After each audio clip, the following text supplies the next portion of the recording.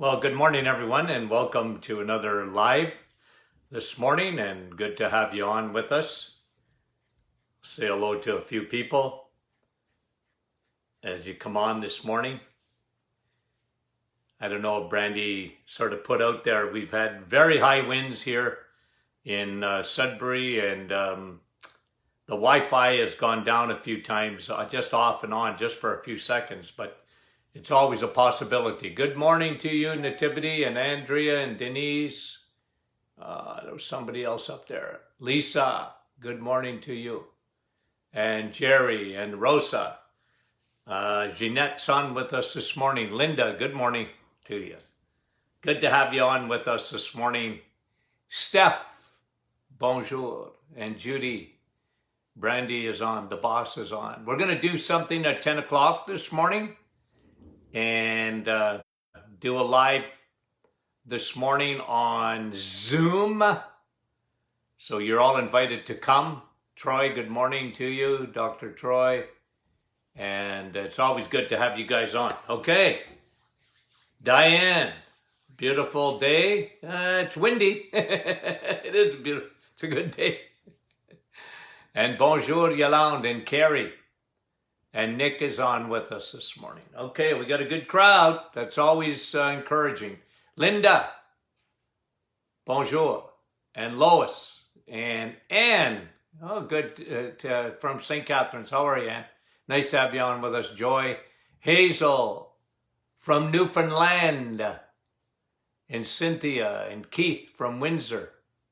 Rebecca. Calendar. Kathy. Sean, my buddy, how are you doing this morning? Okay, we're going to talk about, and Joss is with us, and Lucelle, and we're going to talk this morning about some of there's so many studies that came out in the last 2 weeks, I just can't get over it. It's almost like every day I'm getting 2 or 3, I mean, there's always studies coming out, but a lot of times, you know, they don't always interest me. They're not interesting, or they're not, you know, something I can apply to my patients. And good morning, Wendy and Jan. And you know, I hate to miss people. As you notice, I usually go on afterwards and say hello to you. But Serpa, Joan, Brunella. Okay, so look. Here's a couple of, this is a study that came out this week on anxiety. And apparently post-COVID, during COVID, well, post-COVID, we're not even out of it completely yet. You know what? I want to do a program on COVID, just everything COVID. Okay, what we've learned so far in that, because I've been taking notes. And maybe we'll do that. We'll see how many questions I have tomorrow. I might do that just to bring you up to date. Everything. There's been some interesting things in the last few weeks about COVID. And, you know, maybe we'll do that. Okay. We'll talk about, you know, what you guys already know about your immune system. And, you know, but just we'll get away from the media, and we'll talk. Okay, here's the real truth about COVID, okay, and what you need to watch for, blah, blah, blah. Okay, we can do that. But this morning, the study came out. Let me just read the statistic. 40 million Americans, okay, this is a U.S. study. 40 million Americans are now dealing with anxiety. 40 million. Now, it's really important, and what I want to just do this morning, and we'll probably hit a couple of studies, because I don't know how much time we'll take on anxiety, because I've done a lot of it before. Anxiety is oftentimes, people suffer from anxiety. They don't even know they have anxiety. Okay? And this is what I want to talk about today, about the hidden signs of anxiety. That perhaps you have anxiety and you don't even know it. And physiologically, like what happens inside the body with anxiety? Well, it comes from the brain down, but the organs, there's two of them, that you have two adrenal glands, adrenal, on top of kidneys, okay? You have two adrenal glands on top of your kidneys that secrete. They do a lot of things, adrenals, but the primary thing that they secrete is a hormone called cortisol. And cortisol is a very, very important hormone because it is the longer lasting. Look, if I come up behind you and scare you, you're going to secrete adrenaline. Like you're going to want to punch me or run, right? The fight or flight. Cortisol is the longer lasting fight or flight. It's the one that doesn't get turned off immediately because adrenaline gets turned off.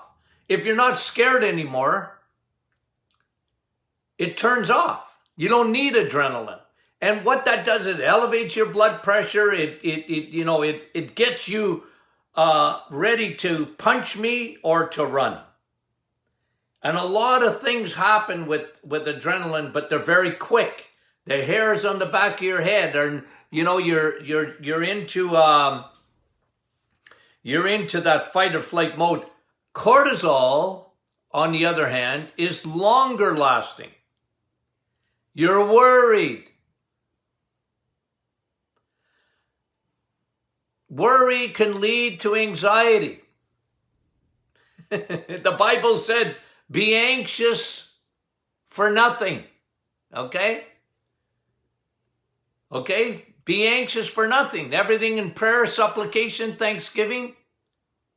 Make your requests known unto God, right? And the Bible talks about it, and it's important because there are some hidden signs that you might be suffering from anxiety and you don't even know it.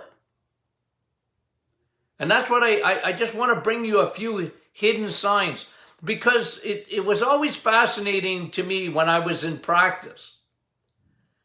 I had lots of patients come in and they didn't know that their symptoms, what they were feeling, one of the main problems was anxiety. They didn't know it because nobody ever told them.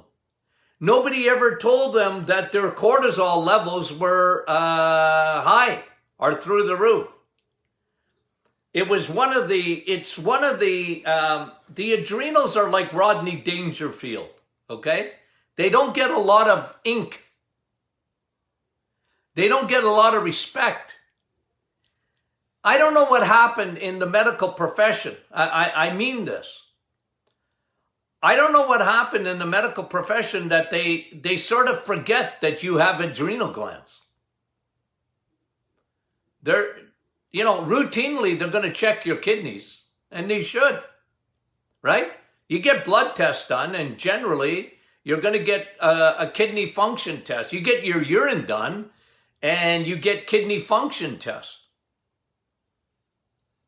But you don't get your cortisol tested. It's almost like they forget. And I think, and I might have said this before, but I'll just give you a little bit of history. Do you know that President Kennedy, so John F. Kennedy, okay, who was assassinated, he was not well. He had Cushing's disease, which is a disease of the adrenal glands. Okay? Addison's disease is a disease of the adrenal glands. The problem is, unless the doctor, just generally, and please, okay, like sometimes you get doctors and they sit and they take their time and they, we got to check this. But just generally, it doesn't happen. So what their training is when it comes to the adrenals, they're looking for a disease like Cushing's or Addison's. And those are, relatively rare diseases. It's not like they don't happen, but they don't happen often. So they're not doing adrenal testing routinely. But in this day and age, not just COVID, but even before that, we live in a world that produces lots of anxiety.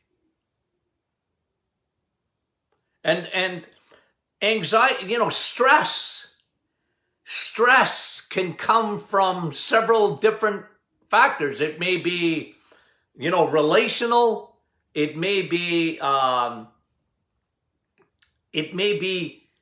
it doesn't always have to be like your body will go into the fight or flight and stay in it. And it's not always obvious. It's not always obvious. But I found in my practice over the years that my practice changed. I mean this. In the last 10, 15 years and more in the last 5 years than ever before, I was seeing a huge increase in anxiety. And oftentimes the patient didn't know it. It wasn't like they had butterflies, 24/7, like they didn't realize it. A lot of people didn't realize it, but this is what was exhausting them. This is what was giving them digestive issues. Because you're not meant to be, into a cortisol rush. It's not meant. Your body's not meant for that. You have adrenal glands. It's ready for the fight or flight. It's normal if you're scared or whatever. But if you let that proliferate, if you allow it, and again, I've talked to you in the past about anxiety left unchecked can lead to depression. Okay? Anxiety left unchecked can lead to depression. And we see a lot of that today. I mean, again, if I look over the last, it's not that I never saw depression. Of course I did in the 70s. Of course I did. But it's like an epidemic today. Anxiety is an epidemic today. And one of the things that, I'll just go over quickly with COVID is that people, how we've seen that the cure is worse than the disease by shutting people in their homes. I mean, you could go protest, but you couldn't go to church where you needed to be, in my opinion. I'm just telling you, you couldn't, how many, I talked to a lady the other day, okay, one of our friends, and her husband died, and he died alone because of COVID. And can you imagine the anxiety of the people left behind when you couldn't even have a normal funeral? You couldn't even get in to the hospital with them or into the homes, the senior homes. That creates a lot of anxiety for people. And like I said, the cure is something, they shut us down. Okay, it happened. But we're going to see a lot more problems with even young people and kids. Okay, you're going to see a lot more problems, in my opinion. We're going to be treating a lot more anxiety and a lot more depression, in my opinion, because of this. The new normal. I think there'll be a lot more anxiety when you have to wear a mask all the time or whatever. I don't know what the rules are going to be, okay? I don't know what school is going to be like for kids. Like, the world's changing, and, is it good? My comment isn't on whether we should do it or not. I'm just telling you, what control do I have over that? But a lot of people are going to suffer from the effects of anxiety, which could lead to depression. So let me talk about a couple of things, okay? I just want to talk to you about a couple of things, hidden signs that maybe you have anxiety and you need to take care of that. One of them is nausea. I get a lot of people that go, you know what, Doc? I got that nausea. I got nausea. I don't know what it is. Is it my stomach? Well, yeah, it is in a way. Like the nausea is stomach related. But why? Anxiety can lead to nausea. And you know, like a lot of people have that and they don't know why they have that. And they think it's H. pylori or some kind of bacteria in their stomach, and it might be. It's possible, but generally no. I found that, again, in my practice, I found that when I tested their cortisol was through the roof. And they might not have been aware of it. You know? And then you talk to them and you go, oh, yeah, that's what it is, you know? So one of the hidden signs is nausea. Here's another one, cravings. Especially for sugar or salt. You need a fix. You need a fix. Cravings. You see, because what cortisol does, it plays with your blood sugars. Think of it. Okay, you're, right? Inside. It'll play with your blood sugars. It'll bring them up, it'll bring them down. It'll bring them up, it'll bring them down. And then you're craving. And one thing about the adrenals, one of the things you're craving is salt. You ladies and your potato chips. A lot of times that's cortisol that does that. Okay?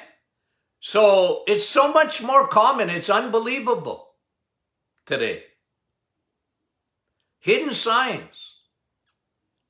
And you got big time digestive issues, and it's caused by anxiety, nausea, cravings. Here's a third one, sleep. You might get to sleep. Here's where cortisol comes in usually, okay? It can be both of these things, but usually it's one of them. It's when you wake up in the middle of the night. You were tired, you were exhausted, you went to sleep, and then you're up, whoop! You know, you're wide awake. What is that? It's cortisol. It's waking you up way too early. And then the brain starts working and you can't turn it off and you can't get back to sleep. That's a hidden sign of cortisol. I saw it in my office every day. More particular to women than men. We're different, aren't we? Different species. Come from a different planet. Men. Ooh, we're so spoiled, it's unbelievable.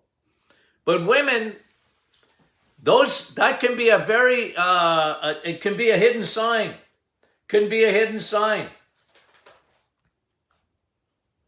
Waking up in the middle of the night and now you got insomnia, right? I mean, like I said, it can happen at the start of sleep where you can't even get to sleep. That's usually, that's not as hidden. Because if you have trouble getting to sleep, you got cortisol problems. 100%. But what the more hidden one is when you're waking up in the middle of the night. You know, it's 4 o'clock or 3 o'clock and boink, you know, your eyeballs are wide awake and you start thinking and your brain your brain isn't ready to go back to sleep. That can be very disruptive. Think about that. And then it can combine, we talk about the lack of sleep and what that does. Remember yesterday, I think I talked about the glial cells in autophagy. Remember that little lesson we learned about when you go to sleep, your brain, the night shift comes on, the cleaning crew, and they clean out the debris in your brain. It's amazing how your body works, right? We know so much more today. It's a different blood supply completely in the brain. You don't have lymphatics in your brain. You have glymphatics in your brain. It has its own sewage system. I love it.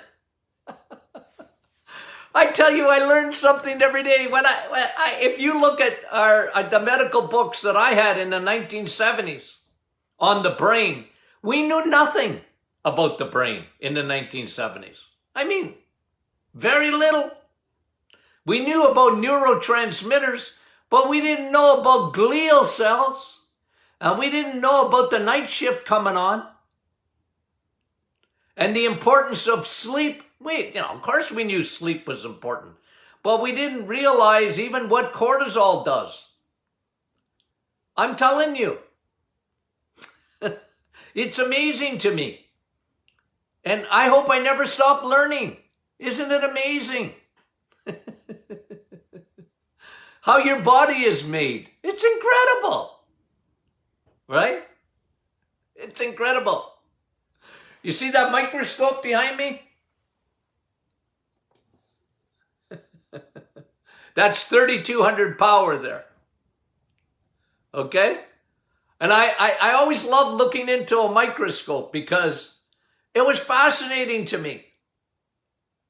How your body, it's unreal. The invisible world. They call this the invisible enemy, right? COVID was the invisible enemy. But you should see the invisible world, how your body operates. It's incredible to me. I never get tired of how the human body is made. What a God. What a God. Okay, now, here's another one. Another hidden sign is what? Brain fog. See what cortisol does. Think about it, okay? Cortisol is the fight or flight long period. I always call cortisol like Tony. I loved it because he put it in good words, because he said, Dad, cortisol is like adding gasoline to a fire. I like that. He said, Dad, like inflammation's not Houdini. It comes from somewhere. But what cortisol does, you already have some inflammation and it just pours it on because of gasoline to the fire. And guys, is this because you're not getting the glial cells at night? They didn't finish their job of getting the debris out of your brain? Is that what's happening? That one of the hidden symptoms of you have high levels of cortisol is brain fog. Maybe your short-term memory or you're forgetful, and those are, your brain's not operating the way it should. It's a diversion. Cortisol has got you into the fight or flight, so it's taking all your energy to do other things. And your brain suffers. Oh, I heard it all the time. And the word I use is fog. It's like a fog. It doesn't mean your brain's not operating. It's just not operating at its highest level. And you find yourself forgetful. And you can't focus the way you used to. That's called brain fog. And that's very common.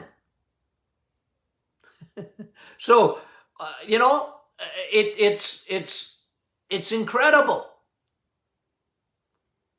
And guys, men, let me warn you, okay? This is not so much for women, but for men. The problem with cortisol over a period of time in a man, it creates a lot of inflammation in a man. And remember what I say about inflammation. Inflammation, not Houdini, it's got to come from somewhere. But what happens, cortisol adds to the inflammation. And guess what, men? You know what it attacks? Primarily for you? Like ladies, it's their sleep. Ladies, it's nausea. Ladies, it's digestive issues. Ladies, it's brain fog. And sometimes in men, but it's rare in a man, because the problem with cortisol over a period of time in a man is it attacks his blood vessels because of inflammations going up, and it doesn't usually happen in women. It's more hormonal with women. In men, my experience is even when their cholesterol is, like they're normal and their triglycerides are not that bad and their HDL is not that bad and whatever, but they can have a heart attack come out of nowhere. They're on a vacation. They get a heart attack. Comes out of nowhere. What was happening as cortisol, that fight or flight for a long period of time in a man, can be very dangerous for a man. And my experience is that it attacks their heart. So that's very dangerous in a man. Cortisol, that's the hidden. Because you have no idea how many times I heard post heart attack where someone came in, a man came into my office, and I said, well, what did the doctor say? Well, I didn't have any trouble with my triglycerides, or I didn't have any trouble with, the normal things like, did you have high blood pressure? No. Well, how did you get that heart attack, right? And the doctor said, well, it just happened. But for men, my experience is that once I tested them, I said, well, no wonder. Your cortisol was high. You had that high stress hormone probably going on for a good period of time. What that did is it increased the inflammation in around your blood vessels, around the heart, and boom, heart attack. It could be deadly. They often get the widowmaker because of the middle chamber of the heart. And anyway, I'm just telling you my observation, okay? I don't know if anybody's ever done a study on that.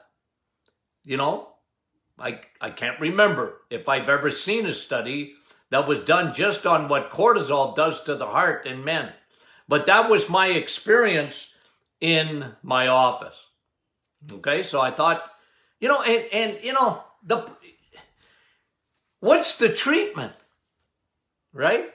What's the treatment? Well, medicine looks at anxiety. They want to put you on anti-anxiety medication. And for me, that's a Band-Aid at best. It's a Band-Aid because there's so many side effects to, putting you, it's like a sleeping pill. I've talked about this many, many, many times before. And I've said, look, guys, sleeping pills don't make you sleep. They sedate you. It's different. You ever had an operation and been put under anesthetics? That's what it is. It's an anesthetic in a pill. Here, let me calm you down. And they look, I'm not saying temporarily that you shouldn't do it. I'm not saying that. What I'm saying is, I wouldn't do it for sleep because you're not sleeping. And they're very addictive. They're very addictive. And that's the problem. And you know, you can, oh yeah, well, you know, I can't live without them. Well, you know, you should try and live without them, because one of the things that happens with that medication is you're on the Titanic, on your way to Alzheimer's and dementia. It's a proven fact. Long term, they're never meant long term. People use them long term, but they never meant that. There should be a big warning on the label of those meds. There used to be. There used to be. Anywho, so, recap. What are some of the common side effects you should look for? 1, nausea. You know, gurgling in the stomach and, you know, you're nauseous. 2, sleep, especially in the middle of the night. Hidden signs of cortisol. Cravings. Sugar or salt. Cravings. Because of what cortisol does to blood sugar. Remember that I wrote a book years ago. Tony Jr. and I. 2 hormones that want you dead. And I don't recant. What was it? What were the 2 hormones that wanted you dead? Insulin, that's food, and cortisol, that's stress. Bad combo. Serial killers, 2 hormones that want you dead. I think you can download that book if you haven't. I'm not sure. I should ask Tony Jr. or Brandy. I don't know. I thought you could download it. Somebody asked me yesterday if it can get that book, Serial Killers. Okay? But 2 hormones that want you dead. You got to fix that, guys. Well, you know how to fix your insulin. Lay off the carbohydrates. It ain't calories. It's carbs. It's a C, all right, but it ain't calories. Any diets that went, you want to know the diet? Ask me. I'll give you the Coles Notes version of the diet. I've seen them all in 46 years. You name the diet, I've seen it. Any ones that went on calories don't work. Because the problem is not calories. You know what? Just let me finish with this. You can have 400 calories in a steak or 500 calories in a steak and have 350 calories in a chocolate bar. Okay? A big difference on how that burns in your body, guys. You know me, I'm always talking about fuel. And one way to help with cortisol is fuel. Change your fuel. Your adrenals will appreciate it. And the better fuel is put a log on the fire, not paper and twigs. A chocolate bar is paper and twigs. Burns too fast. And that elevates your cortisol. It makes your blood sugar go up. And it makes your blood sugar come crashing down because it burns too rapidly. See, there's a big difference between, a 500 calorie steak and a 350 calorie chocolate bar. The steak is better for you every time. Every time. It'll help with your cortisol. Because it'll burn like a log on the fire. Takes a long period of time for a steak to burn. So the calories, what does it mean? It don't mean nothing to me. You'll never hear me talking about those things, calories. You know, I want to count calories. Well, don't talk to me. You're talking to the wrong guy. I won't talk to you about calories. I don't care how many calories are in the food. I want to, you know what? I want to fix your cortisol. I want to fix your insulin. Big difference, the amount of insulin used for a chocolate bar or a granola bar. You ladies in granola. Ooh.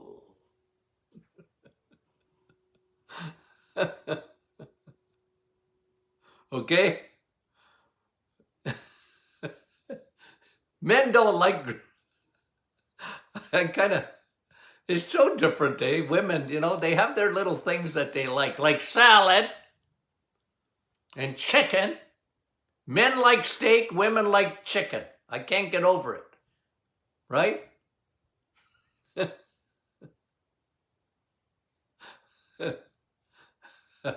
I gotta laugh about it. We're just so different. I can't get over it. Here I am, I'm 68 years old. I'm still learning that how different I am, right? Women and their granola. Oh, for heaven's sakes. Throw that stuff out. It's garbage. Okay. Guys, I love you guys, okay? So at 10, I'm coming right back on. I get a little bit of a break, and then I'm coming back on with Tony Jr., the brains of the operation. Okay, at 10 o'clock, if you can join us. Come with any question you want.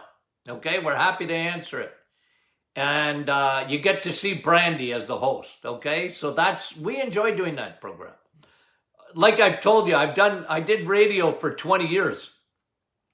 Well, longer than that. But I had my own radio show for 20 years, is what I meant. I've probably done thousands of interviews over the years whenever I write a book. And, you know, traveled North America giving interviews on radio and TV. But you know what? I love the radio format that we do. Because then you can ask any question you want, right? And then you get one of the things I enjoyed the most was seeing Tony Jr. get uptight. I said, you sound like me. You're ranting. I never rant. Okay. See you guys at 10. Tomorrow, depending on how many questions that we don't answer today or whatever that spills over, ask your questions. I might do everything COVID tomorrow again. I don't know what I'm going to do, okay? I don't plan much ahead of time, depending on what, you know, because there might be a brand new study that comes out. I want to talk about it. But no, and, you know, if you can't get on with us at 10, then send out your questions. I'll be happy to take it up tomorrow. Okay, love you guys. Talk to you soon.